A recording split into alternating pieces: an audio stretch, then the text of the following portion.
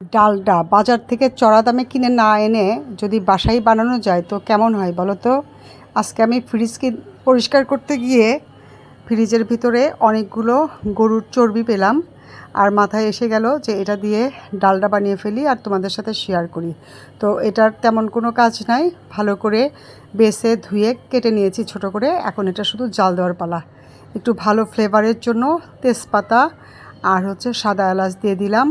এখন অনবরত এটা নেড়ে চেড়ে জাল দিতে হবে। এই যে জাল দিতে দিতে এই চর্বিগুলোর থেকে যে লিকুইড জিনিসটা বের হচ্ছে, মানে তেল বের হচ্ছে, এই তেলটাই হচ্ছে ডালডা, এটা আর অন্য কিছুই না।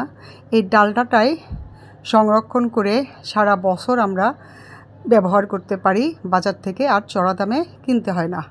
তো কুরবানি ঈদ এসেই যাচ্ছে, কিছুদিন পরেই কুরবানি ঈদ। তো আমাদের এই টিপসটা যদি জানা থাকে তাহলে আমরা ইজিলি কুরবানি ঈদের অনেক চর্বি পাওয়া যায়, সেটা দিয়ে আমরা ডালডা বানাতে পারি। এই তো চর্বিগুলো জাল হয়ে সব ডালডা বের হয়ে গেছে। এখন এটা আমি ছেঁকে নিচ্ছি, 2টা বাটি হয়েছে।